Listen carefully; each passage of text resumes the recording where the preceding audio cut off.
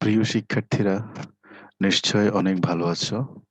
আমাদের আজকের অনলাইন ক্লাসে তোমাদের আমি স্বাগতম জানাচ্ছি। তোমাদের সাথে আছি আমি মনির উদ্দিন, প্রভাষক সমাজবিজ্ঞান, নোয়াখালী সরকারি কলেজ। আমরা আইসিটি পড়ছিলাম। তো আইসিটিতে আমরা অলরেডি ৪র্থ অধ্যায়, ৬ষ্ঠ অধ্যায় এগুলো পড়েছি। আজকে আমরা যেটা পড়বো নতুন অধ্যায় একটা শুরু করবো আজকে আমরা। সেটা হলো communication system and networking. Okay?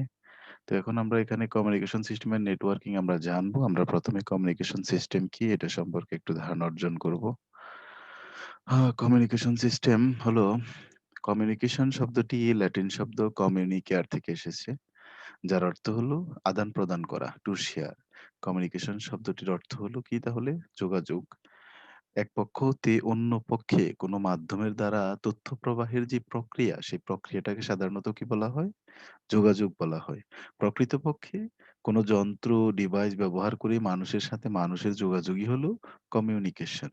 Communication হলো মেসেজ প্রেরণ এবং গ্রহণের সক্ষমতা বা ব্যবস্থা। ওকে? যে পদ্ধতিতে আমরা তথ্য বা উপাত্তকে এক স্থান থেকে অন্য স্থানে কিংবা এক ডিভাইস থেকে অন্য ডিভাইসে একটি নির্দিষ্ট চ্যানেলের মাধ্যমে স্থানান্তরিত করে সেই তথ্য সংগ্রহ করে ব্যবহার করতে পারি, এই টোটাল সিস্টেমটাকে বলা হয় কমিউনিকেশন সিস্টেম বা যোগাযোগ ব্যবস্থা। এ হলো আমাদের কমিউনিকেশন সিস্টেম সম্পর্কে কথা। তাহলে আমরা দেখলাম কমিউনিকেশন শব্দটি কই থেকে আসছে, এটার ইংরেজি অর্থ কি, কমিউনিকেশনের বাংলা কি, আর সাধারণভাবে কমিউনিকেশন কি, আর সেই কমিউনিকেশন থেকে আমরা দেখলাম যে কমিউনিকেশন সিস্টেম কি। তাহলে আমরা তথ্য বা উপাত্ত এক স্থান থেকে অন্য স্থানে বা এক ডিভাইস থেকে অন্য ডিভাইসে কোনো চ্যানেলের মধ্য দিয়ে স্থানান্তরিত করে সেই তথ্যকে সংগ্রহ করে যখন ব্যবহার করতে পারি, তখন এই সিস্টেমটাকে বলা হয় কমিউনিকেশন সিস্টেম। এই কমিউনিকেশন সিস্টেমের পরে আমরা যাব এই কমিউনিকেশন সিস্টেম কোন প্রক্রিয়া, যে প্রক্রিয়ায় সংগঠিত হয় যোগাযোগ প্রক্রিয়া, আমরা সেটা দেখব। আ সাধারণত যোগাযোগের জন্য নিম্নোক্ত যে প্রক্রিয়াগুলো আমরা এখানে উল্লেখ করেছি, এগুলো ধারাবাহিকভাবে যোগাযোগের ক্ষেত্রে কি হয়? যোগাযোগ প্রক্রিয়ার ক্ষেত্রে সংগঠিত হয়। প্রথমত একটা মেসেজ সিগন্যাল উৎপন্ন করে, যেমন কোনো কথা হইতে পারে, চিত্র, গান, সংগীত ইত্যাদি বা অন্য যেকোনো উপাত্ত একটা মেসেজ সিগন্যাল উৎপন্ন করা হয়। ওকে? মেসেজ সিগন্যাল হলো আমরা মানে যেই মেসেজটা আমরা প্রেরণ করতে চাই সেটা, হ্যাঁ? তা যেকোনো ইলেকট্রনিক বা ভিজুয়াল সিগন্যালের মাধ্যমে কি করে? বুঝায়, বিবৃত করে। তারপরে আ আমরা যে মাধ্যমে প্রেরণ করব সেই মাধ্যমের জন্য ওই সিগন্যালটাকে উপযুক্ত করে উপযুক্ত আকৃতি ফরমেট সৃষ্টি করতে হয়। তারপরে এটার ডেস্টিনেশন সেট মানে আমরা কোথায় পাঠাবো সেটা নির্দিষ্ট করতে হয়। ওকে? তারপরে আ ডিকোডিং এর মাধ্যমে মূল যে জিনিসটা ছিল সেটাকে আবার কি করতে হয়? অরিজিনালটাকে আনতে হয় বা রিপ্রোডিউস বা পুনরুৎপাদন করতে হয়। হ্যাঁ? এরপরে মূল যে মেসেজ সিগন্যালটা আমাদের ছিল সেটা যখন আ ডিকোডিং এর মাধ্যমে পুনরুৎপাদন হলো, গন্তব্যে গেল। ওকে? আ তখন সেই মেসেজ সিগন্যালের ন্যায় এটা তো থাকে না। এটা যেহেতু এটা প্রেরণ করার পরে ওইটা অনেক সময় সেটা কি হয়? মূল সিগন্যালের ন্যায় থাকে না বা ডিকোডিং করলে হয়ে যায়। তো এই জাতীয় সমস্যা যদি হয়, সেই অসমতা যোগাযোগ ব্যবস্থায় যদি কোনো কিছু আমাদের পরিপূর্ণ না হয়, এই যোগাযোগ ব্যবস্থার যে সকল প্রক্রিয়াগুলো আছে সেটা পরিপূর্ণ না হলে এটা অনেক সময় হইতে পারে। ওকে? তো এটা অবশ্যই নিরূপণযোগ্য। এটা আসলে কি কারণে হয় সেটা নিরূপণ করা যায়। তবে সাধারণত যেই মেসেজ সিগন্যাল উৎপন্ন করা হয় যোগাযোগ ব্যবস্থার যে সকল বিষয়গুলো উপর যোগাযোগ ব্যবস্থা নির্ভর করে, সে সকল এলিমেন্টস গুলো যদি সব ঠিক থাকে, তাহলে ডিকোডিং এর মাধ্যমে ডেস্টিনেশনে মূল মেসেজ সিগন্যালটাকে রিপ্রোডিউস করা সম্ভব। ওকে? এবং বর্তমান সময়ে এক ডিভাইস থেকে অন্য ডিভাইসে এই প্রক্রিয়াতেই মূলত যোগাযোগ ব্যবস্থা সংগঠিত হয়। আমরা তারপরে যেটা দেখব সেটা হলো আহ কমিউনিকেশন সিস্টেমে সাধারণত ৩ টি অংশ পাওয়া যায়। এগুলো হলো একজন প্রেরণকারী থাকেন, আরেকজন গ্রহণকারী থাকেন, আরেকটা মিডিয়া লাগে। প্রেরণকারী বা সেন্ডার, গ্রহণকারী রিসিভার, আরেকটা কি লাগে? মাধ্যম লাগে। প্রেরণকারী একটা মেসেজ সিগন্যাল সেন্ডারের কাছে রিসিভারের কাছে প্রেরণ করেন। সেন্ডার রিসিভারের কাছে প্রেরণ করেন। তখন এই যে পাঠানোর জন্য একটা কি লাগে? মাধ্যম লাগে। সেটা যেকোনো মাধ্যম হইতে পারে, তার মাধ্যম হইতে পারে, তারবিহীন মাধ্যম হইতে পারে। এরপরে বিভিন্ন ধরনের কমিউনিকেশন সিস্টেম। এই বিভিন্ন এই যোগাযোগের ধরন অনুযায়ী কমিউনিকেশন সিস্টেমটাকে সাধারণত ৩ ভাগে ভাগ করা যায়। একটা হলো বায়োলজিক্যাল কমিউনিকেশন বা দৈহিক যোগাযোগ, আরেকটা গ্রাফিক্যাল, আরেকটা হলো টেলিকমিউনিকেশন। আমাদের আইসিটিতে মূল আলোচনা হলো মূলত টেলিকমিউনিকেশন নিয়ে। বায়োলজিক্যাল হলো ফিজিক্যাল যোগাযোগ। কারো সাথে সামনাসামনি মানে উপস্থিতিতে যোগাযোগ বা কথাবার্তা বলা, সেটা বায়োলজিক্যাল আমরা বলতে পারি। আর গ্রাফিক কমিউনিকেশন হলো লেখার মাধ্যমে, হ্যাঁ? লেখাজোকার মাধ্যমে, ওকে? বা কোনো বা সাইনের মাধ্যমে যে সকল যোগাযোগ, ওকে? সেগুলো হলো কি গ্রাফিক যোগাযোগ। যেমন আমরা এবিসিডি বাংলায় স্বর ও স্বরা ইত্যাদি যে সকল বিষয়গুলো লিখে আমরা বুঝি, এগুলো হলো এক ধরনের গ্রাফিক্যাল কমিউনিকেশন। তারপরে টেলিকমিউনিকেশন আমরা জানি computer to computer, mobile to mobile, যেই দূরে মানে দূরে, দূরবর্তী যে কমিউনিকেশন সিস্টেম, সেটা হলো কি টেলিকমিউনিকেশন। তারপরে আমাদের এটার পরে আসছে ডেটা কমিউনিকেশনের ধারণা। আমরা কমিউনিকেশনের প্রকারভেদ দেখলাম, কমিউনিকেশন প্রক্রিয়া দেখলাম। এখন আমরা ডেটা কমিউনিকেশন জানবো। এক কম্পিউটার থেকে অন্য কম্পিউটারে বা এক ডিভাইস থেকে অন্য কোনো ডিভাইসে, সেটা যেকোনো ডিভাইস হতে পারে। এখানে অনেকগুলো উল্লেখ করে দেওয়া হইছে। Mobile, smartphone, personal register, PDA, তারপর জিপিএস, নেভিগেটর ইত্যাদি। ওকে? তাহলে এক কম্পিউটার থেকে অন্য কম্পিউটারে বা এক ডিভাইস থেকে অন্য কোনো ডিভাইসে নির্ভরযোগ্য তথ্য আদান-প্রদান তথা তথ্য বিনিময়কে বলা হয় ডেটা কমিউনিকেশন। অর্থাৎ কোন ডেটাকে এক প্রান্ত থেকে অন্য প্রান্তে কিংবা এক কম্পিউটার থেকে অন্য কম্পিউটারে কিংবা এক ডিভাইস থেকে অন্য ডিভাইসে বা একজনের ডেটা অন্য সবার নিকট স্থানান্তরের যে প্রক্রিয়া, সেটাই হলো কি ডেটা কমিউনিকেশন। আশা করি তোমরা বুঝতে পেরেছো। এটা খুবই সহজ একটা বিষয়। ডেটা কমিউনিকেশনের পরে আমরা দেখব ডেটা কমিউনিকেশন আ ডেটা কমিউনিকেশনে ডেটা কমিউনিকেশনে যোগাযোগ ঘটে ডেটার মাধ্যমে। এটা আমরা জানি। ডেটার মাধ্যমে পারস্পরিক যোগাযোগ ঘটে যারা পাঠায় বা রিসিভ করে।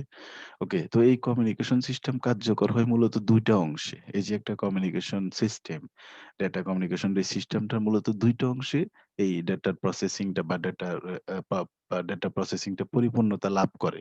ডেটা কমিউনিকেশনটা পরিপূর্ণতা লাভ করে। তার মধ্যে একটা হলো ডেটা প্রসেসিং, যে ডেটাটা আমরা পাঠাবো সেটা ডিভাইস প্রসেস করে সেন্ডার ডিভাইস প্রসেস করে কি করে? রিসিভার ডিভাইসের দিকে পাঠায়। ওকে? আর সেই পাঠানোর সিস্টেমটাই হলো ট্রান্সমিশন। তাহলে ডেটা প্রসেসিং করে এবং সেটাকে ট্রান্সমিট করে। এই হলো ২ টা অংশ। এই ২ টা অংশেই মূলত ডেটা কমিউনিকেশনের পরিপূর্ণ যোগাযোগ সম্পাদিত হয়। আমরা তারপরে দেখব ডেটা কমিউনিকেশনের আ প্রধান যে সকল বৈশিষ্ট্য আছে। সব কমিউনিকেশন কখনোই ডেটা কমিউনিকেশন হিসেবে সব কমিউনিকেশনকে বিবেচনা করা যাবে না। প্রধানত ৩ টি বৈশিষ্ট্যের উপর ভিত্তি করে ডেটা কমিউনিকেশন কার্যকারিতা, মানে ডেটা কমিউনিকেশনের কার্যকারিতা লাভ করে, কার্যকরী হয়। তাহলে সেই ৩ টা প্রধান বৈশিষ্ট্য কি আমরা সেটা দেখি। সেই ৩ টা প্রধান বৈশিষ্ট্য হলো ডেলিভারি। সিস্টেমকে অবশ্যই ঠিক প্রান্তে ডেটা ডেলিভারি করতে হবে। তারপর আছে অ্যাকুরেসি। সিস্টেমকে অবশ্যই সঠিকভাবে ডেটা ডেলিভারি করতে হবে। মানে অ্যাকুরেট হইতে হবে। আরেকটা হলো টাইমলাইনস। সিস্টেমকে অবশ্যই নির্ধারিত সময়ে ডেটা ডেলিভারি দিতে হবে। তাহলে এখানে যেটা আমরা দেখলাম যে ডেটা কমিউনিকেশনের যে প্রধানত যে বৈশিষ্ট্যগুলো থাকে তার মধ্যে উল্লেখযোগ্য এই ৩ টা বৈশিষ্ট্য, এই ৩ টা বৈশিষ্ট্যের কোনটার ঘাটতি ঘটলে সেটাকে কখনোই কার্যকরী ডেটা কমিউনিকেশন সিস্টেম বলা যাবে না। সেই ৩ টা বৈশিষ্ট্য হলো ডেলিভারি, অ্যাকুরেসি, টাইমলাইন। ডেলিভারি হলো সিস্টেমকে অবশ্যই যে ডেটা আমরা সেন্ড করব, আ সেন্ডার সেটা অবশ্যই কি করতে হবে? ঠিক মানে ডেস্টিনেশন ঠিক থাকতে হবে। তারপরে ডেস্টিনেশন ঠিক না থাকলে অনেক প্রবলেম, এটা আমরা নিশ্চয়ই বুঝতেছি। তারপরে যেই ডেটা আমরা পাঠাতে চাই সেটাই ঠিক হইতে হবে, অ্যাকুরেট হইতে হবে। আর এটা নির্দিষ্ট সময়ের মধ্যে যাইতে হবে। এখন একটা রিসিভার কারো কাছ থেকে যে সেন্ডার রিসিভারকে একটা ডেটা পাঠাবে, সেটা তার দরকার হয়তো নির্দিষ্ট একটা সময়ের মধ্যে। এরপর হয়তো গেলে সেই সেটার হয়তো আর মূল্য থাকবে না। তখন তার মানে এই টাইমের পরবর্তীতে পাঠালে তো সেটা আর কোনো কাজে আসবে না। তো সেজন্য ডেটা কমিউনিকেশন এ সিস্টেমের কার্যকারিতার জন্য প্রধানত এই ৩ টি বৈশিষ্ট্য দরকার হয়। ওকে? আমরা তারপরে দেখব ডেটা কমিউনিকেশন এর মৌলিক যে বিষয়গুলো আছে আমরা সেগুলো দেখব। একটি ডেটা কমিউনিকেশন সিস্টেম সাধারণত ৫ টি উপাদান নিয়ে গঠিত হয়।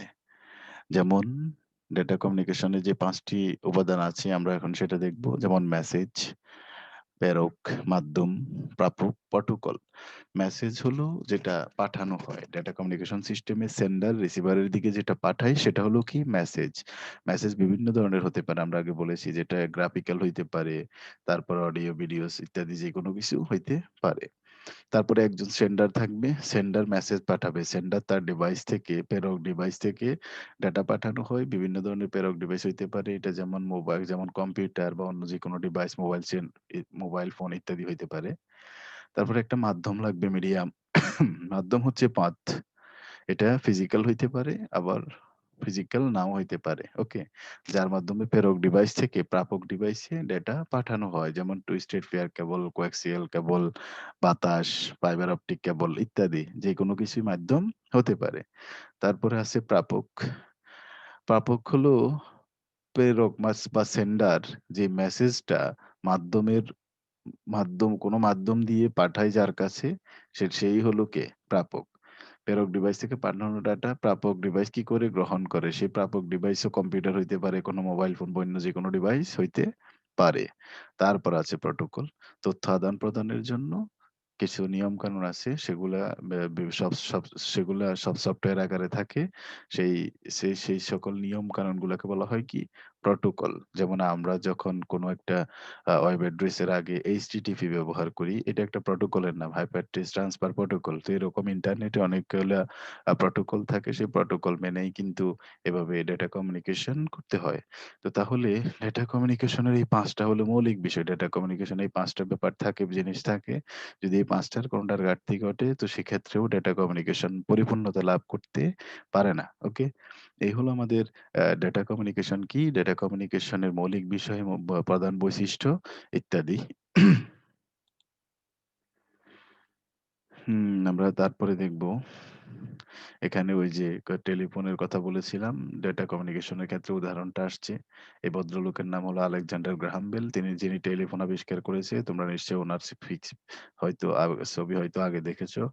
১৮৭৬ সালে আলেকজান্ডার গ্রাহাম বেল টেলিফোন আবিষ্কার করেন। এর ফলে তার মাধ্যমে যেকোনো ভৌগোলিক দূরত্বে ভয়েস ডেটা কমিউনিকেশন সম্ভব হয়। এই যে এখন আমরা মোবাইল ফোনে, টেলিফোনে কথা বলি, এই ভয়েস ডেটা কমিউনিকেশনের যে টেলিফোনের মাধ্যমে যে আমরা বলি বা মাধ্যমে সিস্টেমটা সর্বপ্রথম যিনি আবিষ্কার করেছেন ভয়েস ডেটা ট্রান্সফারের বায়ু মাধ্যমে, তিনি হলেন এই ভদ্রলোক আলেকজান্ডার গ্রাহাম বেল। ওকে? ১৮৭৬ সালে তিনি এটা আবিষ্কার করেছেন। এবার আমরা দেখব ডেটা ট্রান্সমিশনে মডুলেশন বা ডিমডুলেশন এর ভূমিকা। আমরা ইমেইলের মাধ্যমে যে টেক্সট, ছবি বা ভিডিও পাঠাই তা আসলে ডিজিটাল ফরম্যাটের ডেটা। কিন্তু এটি যখন এক কম্পিউটার থেকে অন্য কম্পিউটারে স্থানান্তরিত হয়, তখন এটিকে অবশ্যই তারযুক্ত বা তারবিহীন যেকোনো মাধ্যমের মধ্য দিয়ে এনালগ বা ডিজিটাল পদ্ধতিতে ডিজিটাল বা সিগন্যাল হিসেবে কি হয়? পরিবাহিত হতে হয়। যেই মেসেজই আমরা পাঠাই না কেন। সুতরাং উৎস থেকে গন্তব্যে পরিবহনের জন্য মাধ্যমে প্রবেশ করার পূর্বে ডেটাকে ডিজিটাল থেকে এনালগ সিগন্যালে রূপান্তর করার প্রয়োজন পড়ে। তাহলে এটা আমরা নিশ্চয়ই বুঝছি যে উৎস থেকে আমরা যেখান থেকে পাঠাবো যে সেন্ডার থেকে রিসিভার বা ডেস্টিনেশন এ যাওয়ার জন্য আ মাদ এ এই যে মাধ্যমের মধ্য দিয়ে যাবে সেই মাধ্যমে প্রবেশ করার পূর্বে ডেটাকে ডিজিটাল থেকে এনালগ সিগন্যালে রূপান্তর করতে হয়। এই যে ডিজিটাল থেকে এনালগ সিগন্যালে রূপান্তর হওয়া এটাকে বলা হয় মডুলেশন। পুনরায় গন্তব্যে পৌঁছার পরে ডিজিটাল ডিভাইসে এটিকে অবিকৃত অবস্থায় পাওয়ার জন্য ডেটাকে এনালগ থেকে ডিজিটাল সিগন্যাল ফরম্যাটে রূপান্তর করতে হয়। ওই যে আমরা আ রিপ্রোডিউস এর কথা বলেছিলাম মেসেজ সিগন্যালকে। এটা হলো সেই ব্যাপারটা। এটাকে বলা হয় কি? ডিমোডুলেশন। ডেটা ট্রান্সমিশনে এজন্য মডুলেশন এবং ডিমোডুলেশন এর কাজটি একই ডিভাইস করে থাকে। এই একটি ডিভাইস করে এটি মডেম নামে আমাদের কাছে পরিচিত। এই মডেম খুবই গুরুত্বপূর্ণ ডিভাইস হিসেবে মডেমকে কি করা হয়? চিহ্নিত করা হয়। আর যে মডেম MODEM মডিলিউশন MO তে আর ডিমোডুলেশন DOM এ। ওকে? DEM এ। হ্যাঁ? এই মডুলেশন এবং ডিমোডুলেশন ওই ২ টা শব্দের পূর্ণরূপ দিয়ে কিন্তু মডেম শব্দটি আ গঠিত হয়েছে। আর মডেম আমরা নিশ্চয়ই চিনি। তাহলে আমরা যেটা বুঝলাম যে ডেটা ট্রান্সমিশন এ মডুলেশন বা ডিমোডুলেশন কার্যকরী ভূমিকা পালন করে। মডুলেশন এবং ডিমোডুলেশন এর যে রূপান্তর ডিজিটাল থেকে এনালগ সিগন্যাল বা সে পুনরায় আবার এটাকে রিপ্রোডিউস করা অবিকৃত মেসেজ পাওয়ার জন্য যদি এই সিস্টেমটা না থাকতো বা এই সিস্টেমটা না হতো তাহলে আমাদের হয়তো ডেটা কমিউনিকেশন সম্ভব হতো না। ওকে? তাহলে এই হলো আমাদের আজকের মতো ক্লাস। আমরা নেক্সট ক্লাসে সামনের দিকে আলোচনা করব। তাহলে আশা করি তোমরা আজকের ক্লাসে এগুলা হয়তো অনেকেই আশা করি জানো। তারপরও আজকে আশা করি আরো তোমরা আ ক্লাস থেকে উপকৃত হতে পারবে, নতুন কিছু শিখতে পারবে। সবাইকে ধন্যবাদ জানিয়ে আমরা আমাদের আজকের ক্লাস এখানেই শেষ করছি। সবাই ভালো থাকবে। আল্লাহ হাফেজ।